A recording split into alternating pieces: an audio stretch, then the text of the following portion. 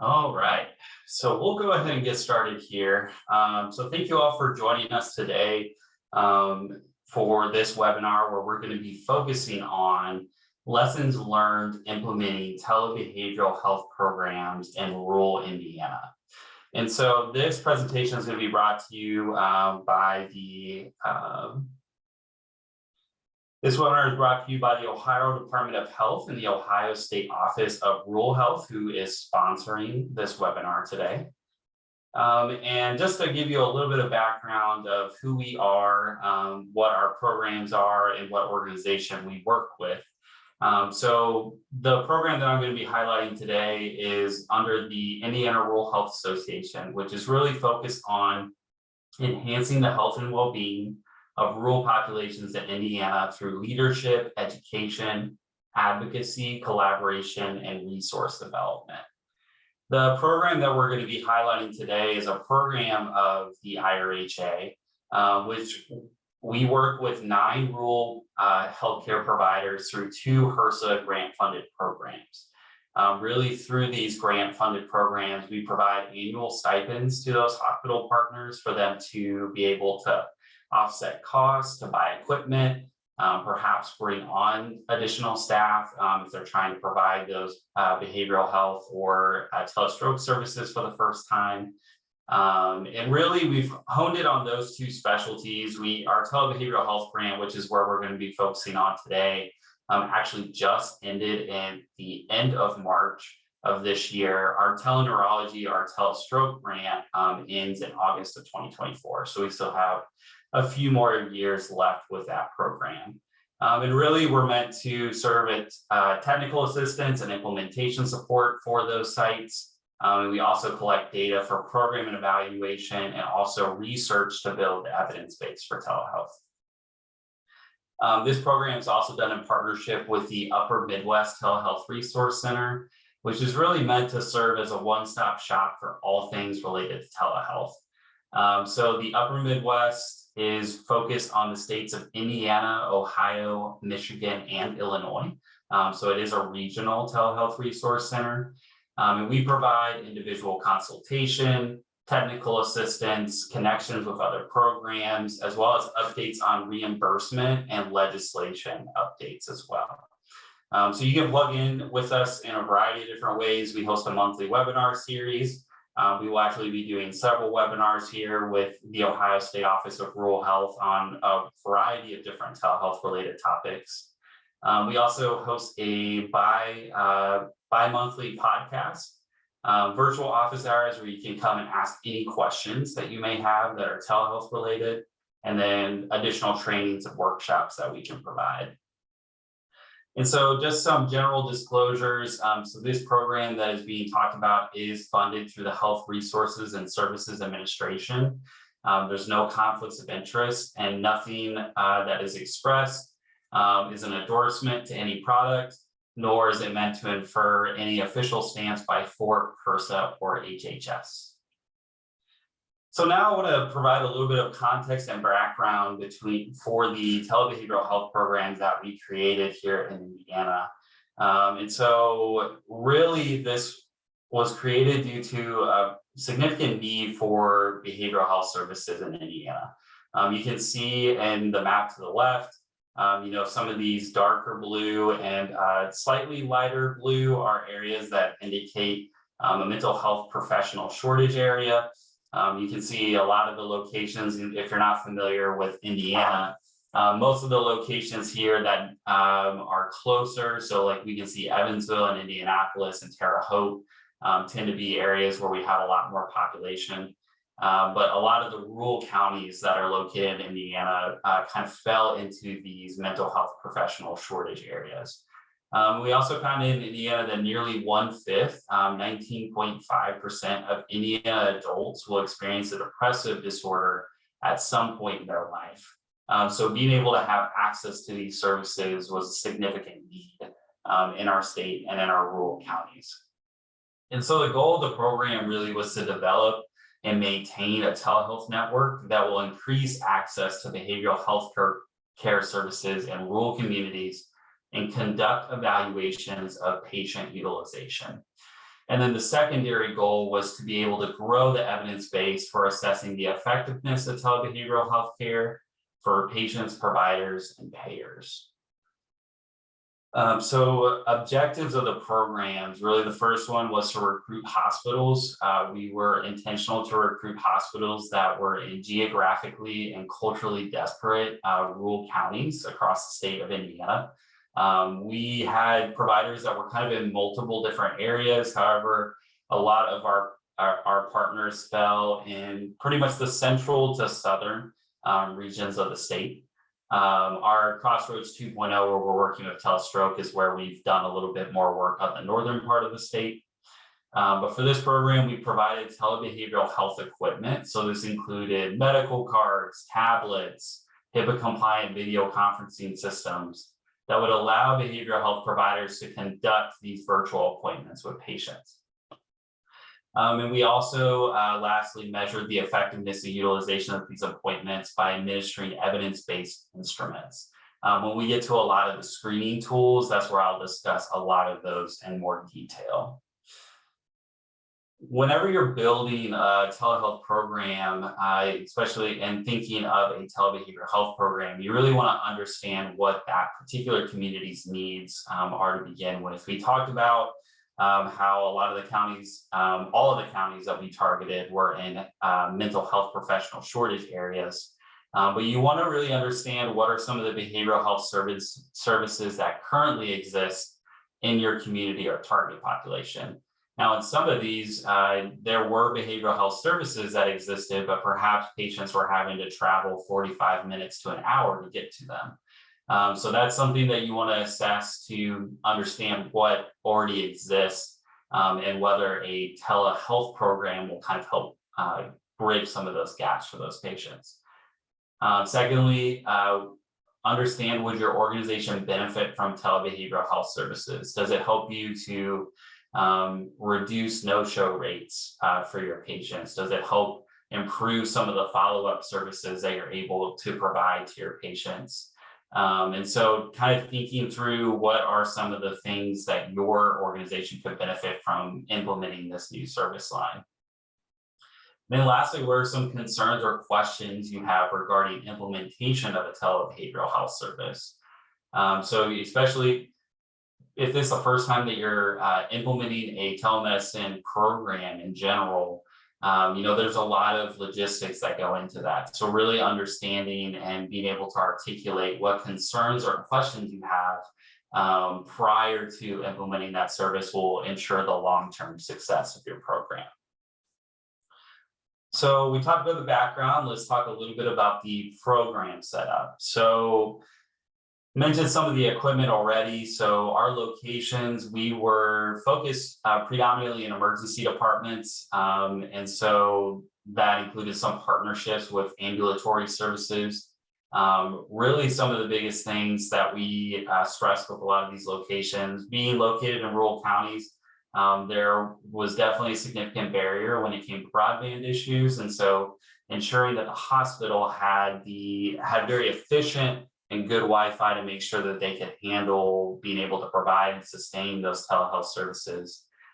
Making sure that it was a welcoming environment, especially when it comes to telebehavioral health services. We'll walk through some examples of what some of the rooms look like at some of our sites, but creating a welcoming environment for individuals to come and receive those telebehavioral health services at a clinical location that may have been closer than traveling to another site for that behavioral health care. We did utilize medical cards. We predominantly used a Jocko and American Well cards between all of our partner sites, as well as utilize tablets, laptop computers, and televisions as the way that distant site practitioner was being able to provide that service to that patient. So here's just a picture of one of the cards that we utilize within our program.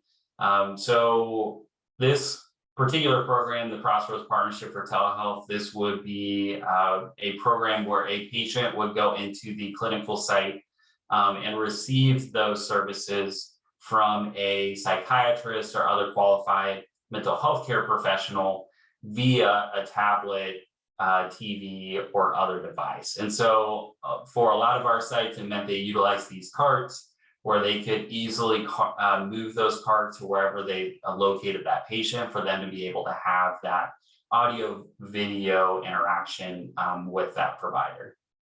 And so really we trained a lot of the personnel on the operating equipment. And so really how to use the carts, how to set up the tablets, make sure that, security was set up well, and really walk them through how to prep a room for a patient and make sure that they were staying up to date with everything that they needed to make sure their equipment was going to last long term.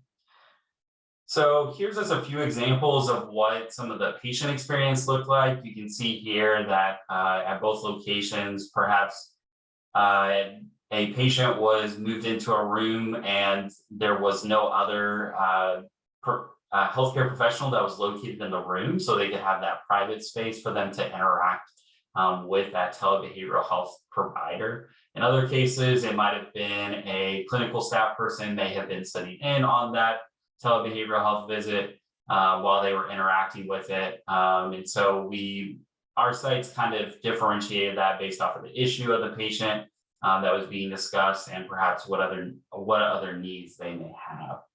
We did also have some sites, these are some pictures of what the rooms looked like that created a very special place for some of their telebehavioral health appointments. So you can see here, they made a designated room that had things like essential oils, nice couches, to create a very welcoming environment for patients to come in and to be able to engage with that telebehavioral health provider. And so each one of our sites had slightly different approaches as well as different resources that they could work with.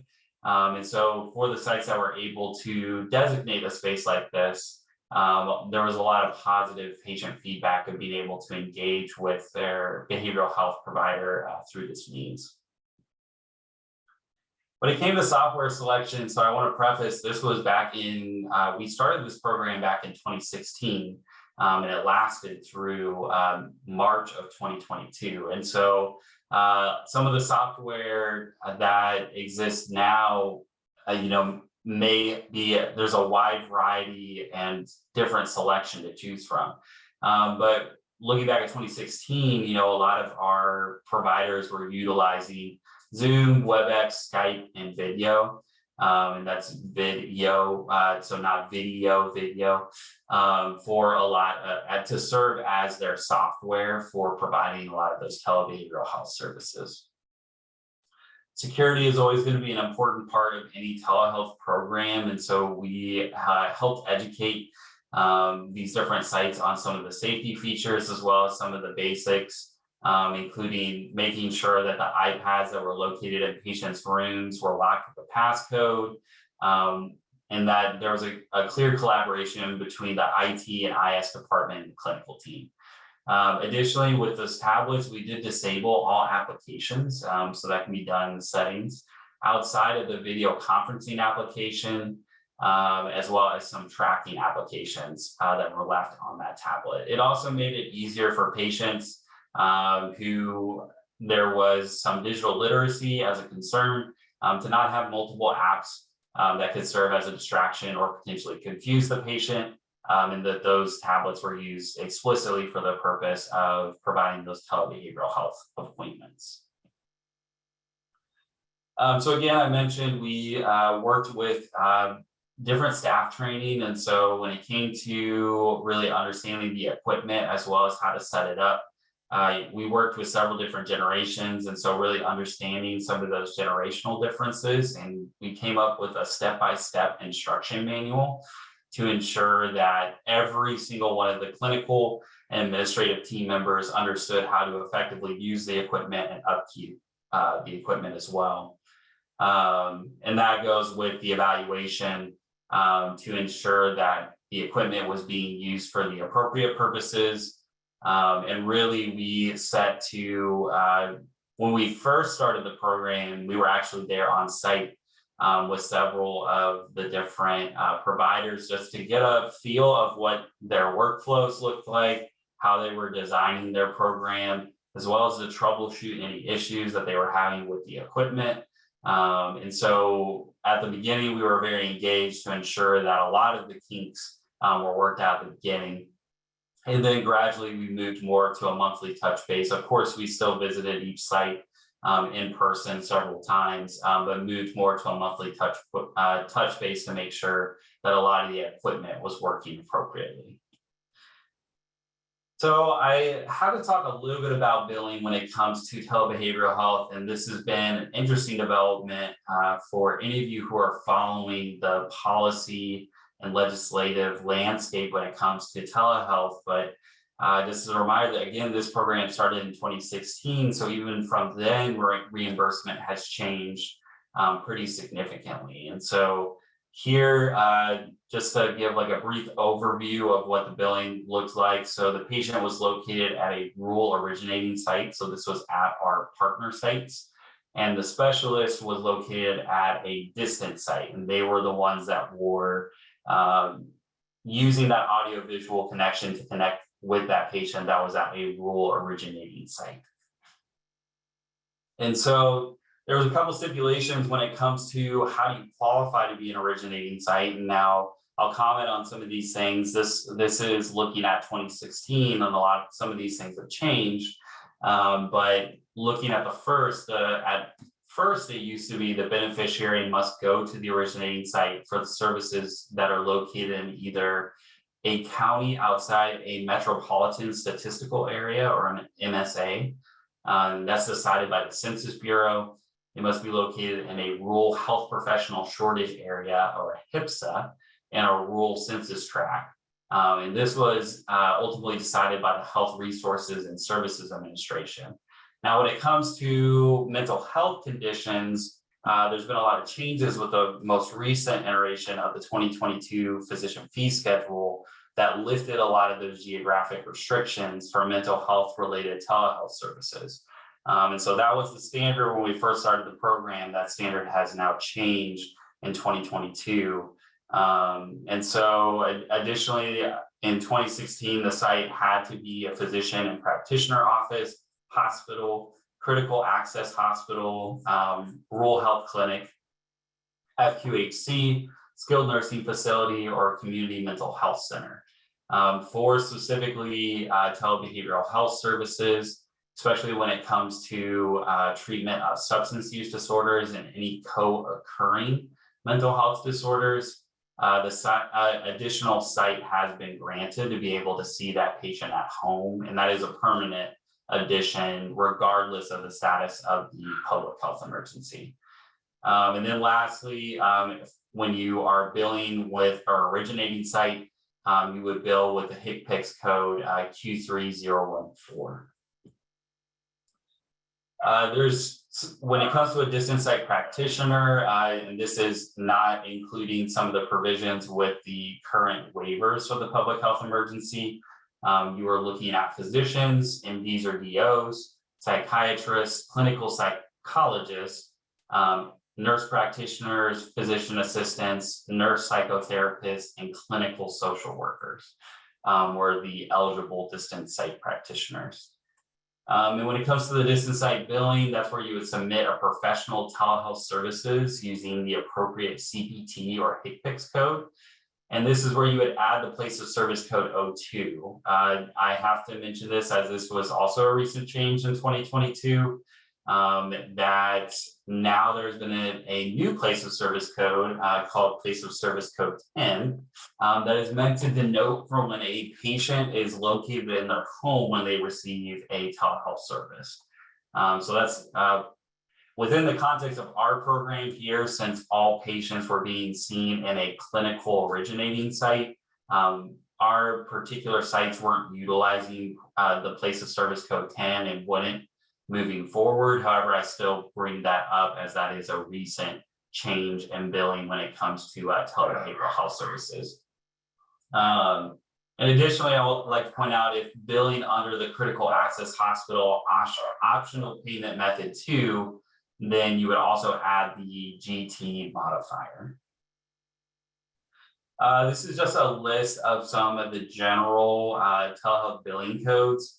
And so this is just for your reference if you're interested in it. I will note that at the Upper Midwest Telehealth Resource Center, we do release telehealth billing guides that are located on our website, as well as one of the best places to check if you are curious if Medicare is reimbursing for certain services for telehealth is to check out the Medicare Learning Network. They have a fact sheet specific to telehealth where you can look in some of the specific codes that Medicare is currently reimbursing for. Now, I want to also mention the collaborative care model that our partner sites utilize. And this really was a model that centers around the care manager. And so you have the patient who's going in, and you have your primary care provider, your PCP, who's serving as your team lead in this particular model, and partnering with that behavioral health care manager who is trained in behavioral health and builds a continuous relationship with the patient, even outside of those typical PCP visits.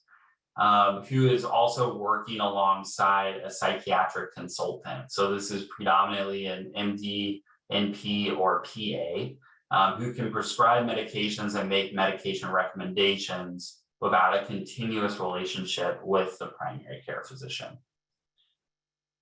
So when it comes to being able to have a collaborative care model, there are some requirements that are involved. And so the behavioral health care manager must have a formal education or specialized training in behavioral health. And this is a continuous relationship with the beneficiary and is a collaborative, integrative relationship with the care team. Additionally, care management services can be provided face-to-face or remotely.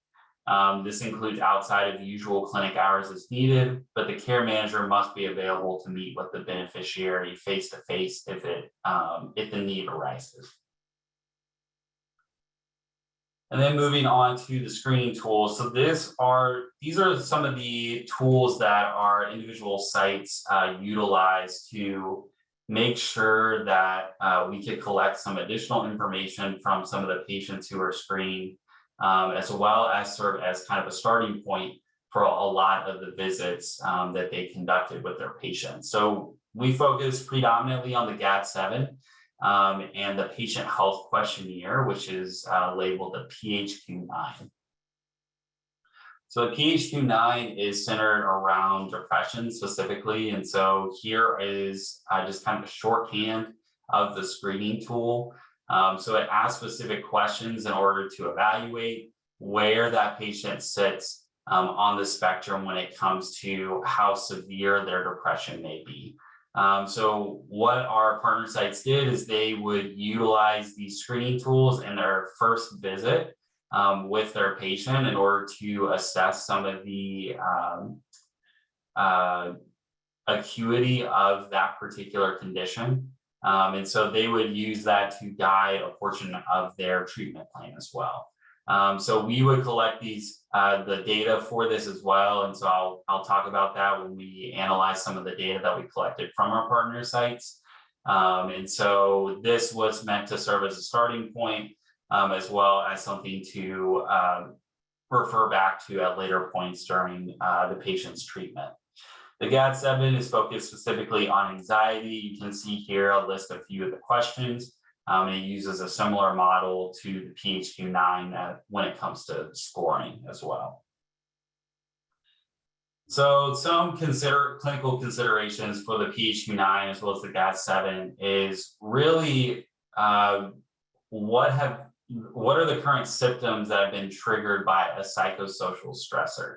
And so it helps you kind of work and collect some of that additional information, or particularly ask more questions about certain answers to be able to understand what is triggering some of those psychosocial stressors.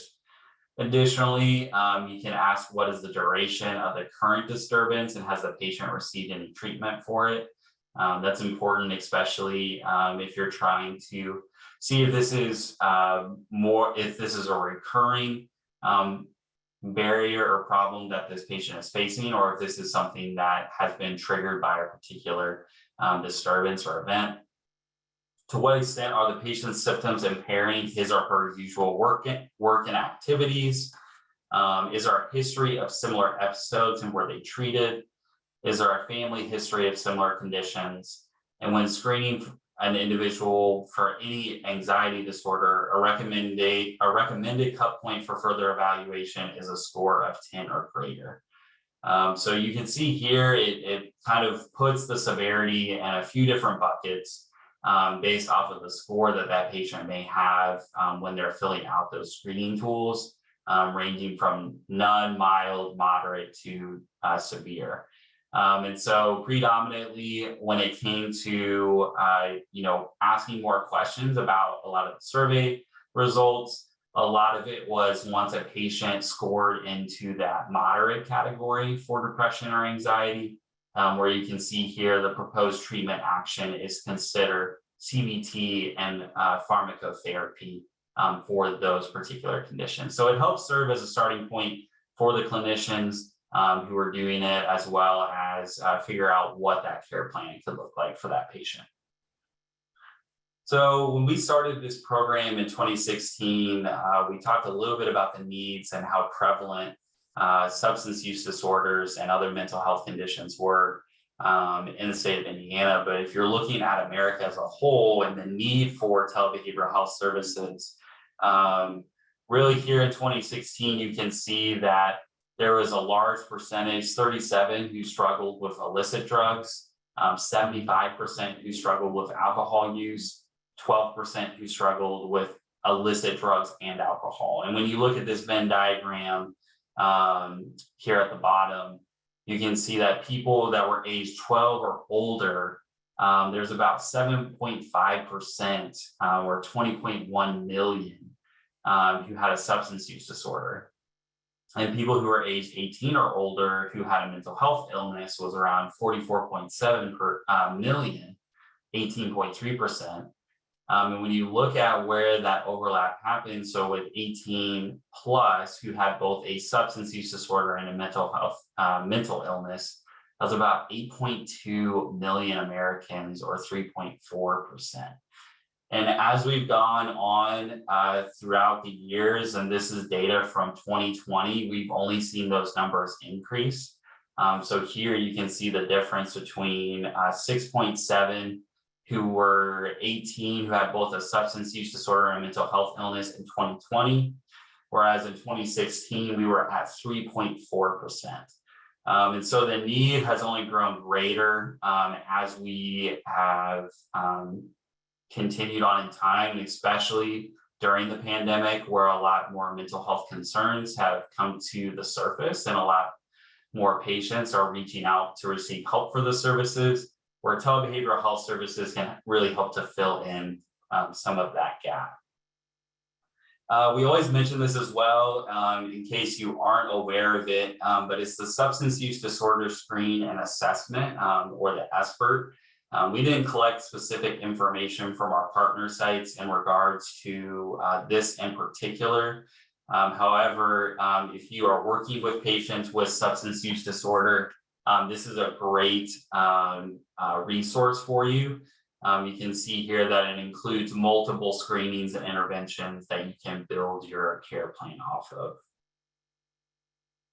So moving on to measurement and the data summary. So when it comes to a telehealth program, you really want to make sure that you have built in a process that you're going to evaluate what the utilization as well as some of the impact of your program may have looked like. And I wanted to use this quote from the Institute of Healthcare Improvement, which says, "Measurement is a critical part of testing and implementing changes. Measures tell a team whether the changes they are making actually lead to improvement. Measurement for improvement should not be confused with measurement for research." So when you're conducting your telehealth programs, you want to be thinking of what are some ways that we can be sure that what we're doing is actually leading to an improvement for our providers and for our patient populations. You can do that by collecting a variety of measures, whether it be specific process measures. So what are some of the things that need to happen in order for your telehealth program to be successful? This may be milestones or specific activities for your program that you need to complete. And then looking at some of the outcome measures, what were some of the outputs? What were some of the results of some of these processes and activities and program that we implemented, so that we can then begin to look at how we can track those specific measures over time. It's great to be able to see a short improvement in a short period of time, but being able to see that sustained success over the long-term period of a program. Now, I want to walk through a little bit of our data snapshot for our particular partner sites, but I do want to highlight a few data limitations. And so first and foremost, this is an aggregate report. So each of our partners started their programs at different times. So this includes any data from any partner site that we have between September 2018 and December 2021. Not all of our partner sites do we have all of the data through December 2021 at this point. However, I still want to showcase the data that we have with the data that is currently available to us. And so those were just a few limitations I wanted to highlight on the front end before I specifically dive into the data. And so when you look at the demographic summary of the age, sex, and ethnicity for the individuals who engaged in the telebehavioral health program, you can see that we had about 1,300 patients. I feel like now with some of the updated data that we'll have, we'll probably be closer to about 1,600. But you can see the demographic kind of separate between female and male. So individuals who identify as male were a significantly less portion of the patient population who engaged in telebehavioral health services.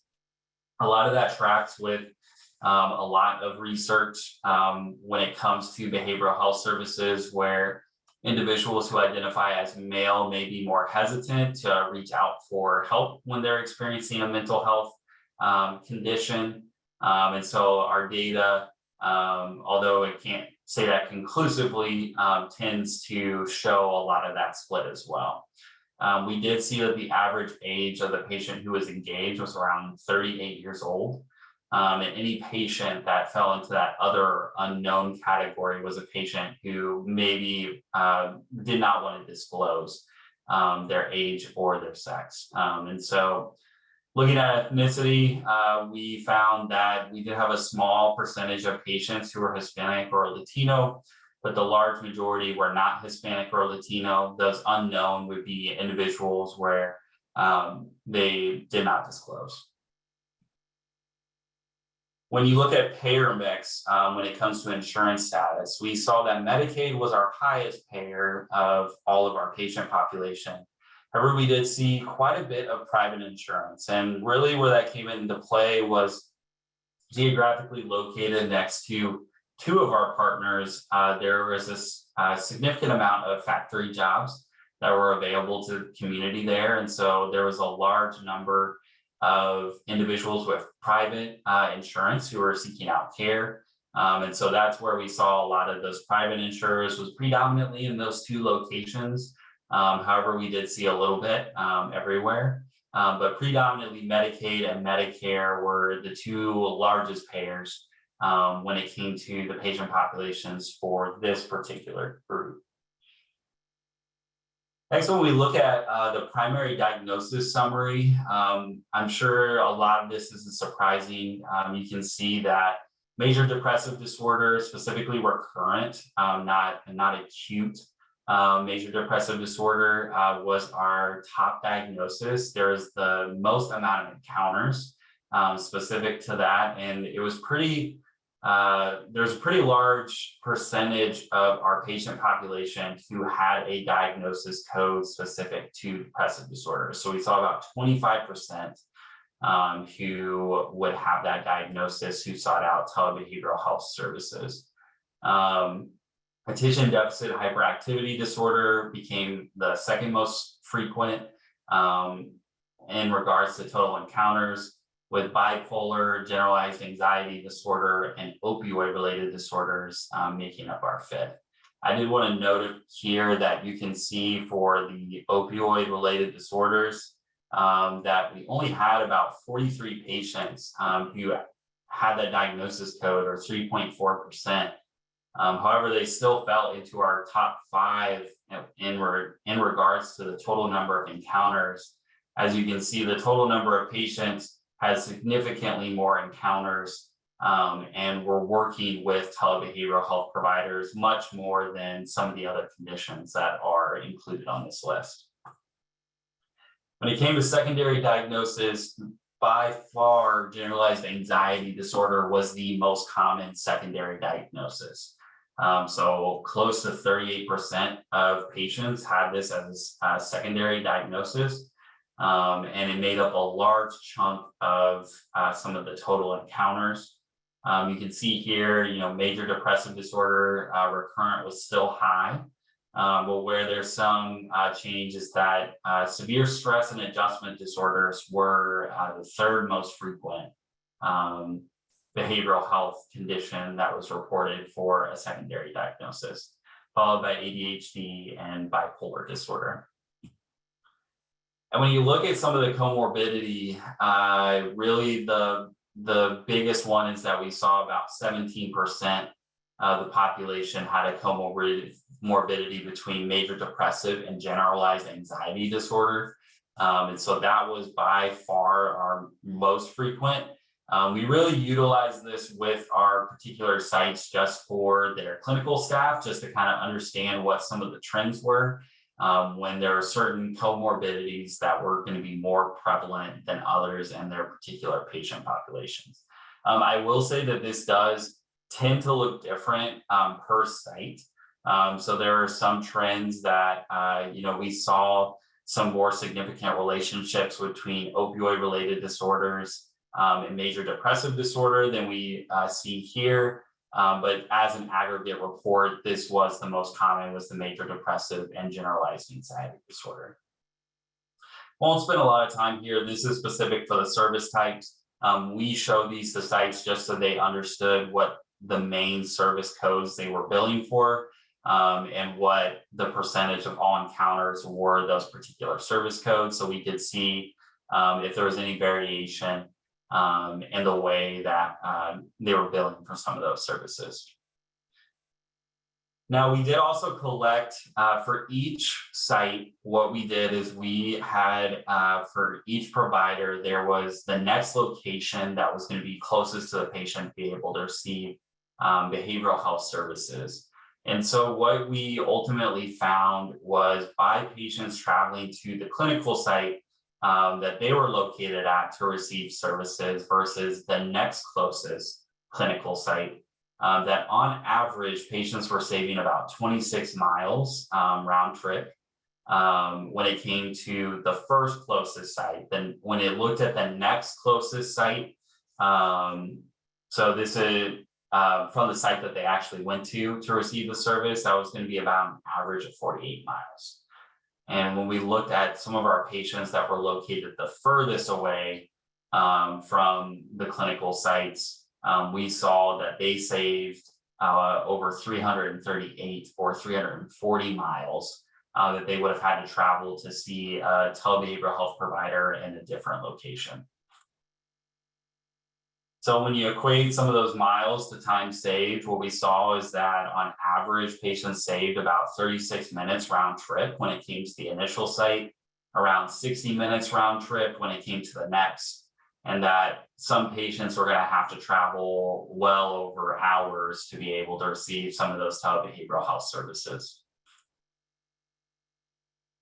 So when it comes to the screening tools, we did collect some of the average scores when providers use those tools to screen. And so about 59% of patients were screened at least once with the PHQ-9 or the GAD-7. 15% were screened 2 or more times to where we could see some of the differences in the score. We did see slight score reductions, the average score reduction for the PHQ-9 and the GAD-7. And so that is promising of when providers were doing that tool on the front end in their initial encounter and they screen those patients at a later date, that their score was typically reducing after engaging with that telebehavioral health provider for an extended period of time. When you look at some of the average score, if you remember when we were talking about the screening that you were recommending therapy services or potentially medication if patients fell into this moderate category for depression and anxiety. And by and far, we found that majority of the patients that were engaged were falling into this moderate depression and moderate anxiety disorder. We did have some patients that scored very high. You can see here on the bottom right of the gauge that there are some patients that were scoring into very severe or very severe depression or anxiety based off of the scores that they had. And so I talk about that measurement and data summary as a way of how we coming alongside of some of these telebehavioral health programs to be able to give them a little bit of a condensed summary of what we were seeing in their patient population, so they could either make adjustments or understand how they could better serve their patients based off of the trends of the data that they were seeing. And so when it comes to some of the lessons that we learned implementing these programs, one of the main things is being able to come aside clinical leaders and telehealth site champions on how to make a business case for telehealth. Really, for some of our sites, this was the first time they were implementing telehealth. And so really being able to understand how their program made an impact and how they could utilize that business case to be able to sustain their program long-term was something that we found really beneficial to come alongside the sites to really be able to help them with that. And so since this was a grant-funded program, additionally, we want to be able to work on building that business case of this is the impact your program had. And here are some ways that you continue to grow your program long-term because that increases the sustainability of the program as well. Additionally, the telehealth landscape is changing constantly. So you have to be ready to transition technology or platforms as new development come out, or something is not the right fit for our partner. And so we always had to be prepared to make adjustments whenever our partner needed it. And there's not really a one size fits all approach. And so certain things may work for one site and may not work for another. But really being able to get some of that user feedback from the providers and from the patients who are utilizing the equipment, as well as the services, is really going to help you to make sure that you're transitioning and making the right adjustments. So innovation is always coming, so be ready to adapt. We also got a lot of positive feedback from patients, really saying that the telebehavioral health really helped reduce rural Indiana patients' fears of stigma attached to mental illness. They weren't having to drive to a location that was maybe specifically earmarked to provide those mental health services. And so for those patients, it really helped them feel that they had a sense of privacy when they were receiving care in their communities, which really helped with addressing some of the initial barriers that they may have had to receive some of those services in the past. One of the biggest lessons learned is ensuring that screening tools are easy for providers to integrate into their workflows. It's difficult when you have new providers that come in. So you really want to make sure that any new providers that come in, that they're trained and know how to utilize those screening tools and are consistently using it. I think that's one area we could have done a little bit better of identifying when certain screening tools weren't being used consistently. And so kind of working alongside some of those providers on how we can make it easier for them. And then lastly, data collection can be difficult, especially in rural areas. And so there can be delays, there may be limited staff or EMR to be able to look at some of the data And so really being patient, but still really emphasizing that importance to be able to look at data so you can evaluate your program's effectiveness long term. So those are some of the lessons learned. And I want to go ahead and stop here. I included my email address here. So feel free to reach out to me if you have any particular questions, whether it be in regards to telehealth, telebehavioral health, whatever it may be. I also have my colleagues on here. He also was a big part of the Crossroads program whenever it first started. So if you have any questions you would like to ask him, his email is also available.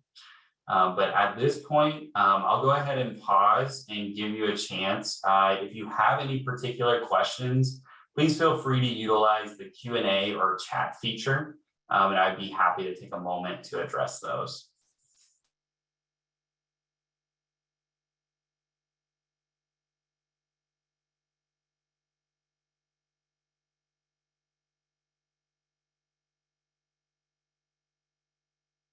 And if not, we can go ahead and, oh, I apologize. Yes, I can put my email back up.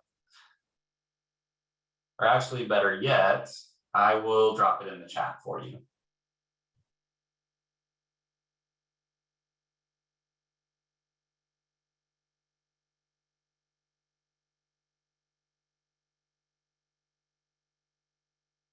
All right. Well, I want to thank you all for your time and for joining us today. Again, if you have any question, please don't hesitate to reach out. So we're happy to help you with any of your telehealth related needs. But with that, I'll go ahead and conclude our time. And we will see you all again next month. We will be doing a presentation specific to website etiquette. So you'll see more information about that specifically coming up in the very near future.